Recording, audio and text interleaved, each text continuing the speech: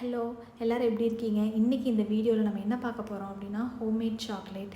இது நான் ட்ரை பண்ணுற செகண்ட் சாக்லேட். ஆல்ரெடி பண்ணது ரொம்பவே நல்லா வந்தது அவுட்கம். அதனால செகண்ட் டைம் நான் ட்ரை பண்ணுறேன். என் பசங்க அடிக்கடி நிறைய சாக்லேட் சாப்பிட்டே இருப்பாங்க. ஸோ வீட்டிலே செய்யலாம் அப்படின்னு சொல்லிட்டு இன்றைக்கி பிளான் பண்ணியிருந்தேன். இந்த சாக்லேட் பண்ணும்போது நான் ஒரு சின்ன தப்பு பண்ணியிருந்தேன். அது என்ன நான் லாஸ்ட்டில் சொல்கிறேன்.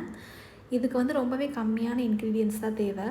Sugar, cocoa powder, milk powder, butter இருந்தால் போதும். ஸோ இது வந்துட்டு ஃபஸ்ட்டு ஒரு பாத்திரத்தில் தண்ணி ஊற்றி சர்க்கரை போட்டு கம்பி பதம் வர அளவுக்கு வந்து நம்ம காய்ச்சிக்கணும்.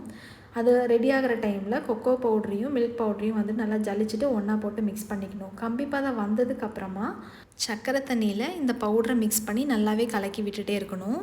கைவிடாமல் கலக்கணும், இல்லைன்னா அந்த ரவுண்டாக வர ஆரம்பிச்சிரும். அதுக்கப்புறம் வந்துட்டு கேஷ்யூ இருந்துச்சு என்கிட்ட. அந்த கேஷ்யூவையும் நான் உள்ளே போட்டுட்டு பட்டரையும் போட்டு நல்லா மிக்ஸ் பண்ணிட்டேன். பட்டர் எதுக்காகனா சாக்லேட் வந்து நல்லா ஷைனிங்காக இருக்கிறதுக்காக. ஸோ நான் என்ன தப்பு பண்ணேன் அப்படின்னா, டேஸ்ட் வைஸ் சாக்லேட் நல்லா இருந்துச்சு. நான் சின்ன பிளேட்டில் போட்டனால சாக்லேட் வந்து ரொம்ப ஃப்ளாட் ஆகிடுச்சு. அது கட் பண்ண முடியல, க்ரீமி கன்சிஸ்டன்சி ஆகிடுச்சு. பட் டேஸ்ட் வைஸ் நல்லா இருந்துச்சு.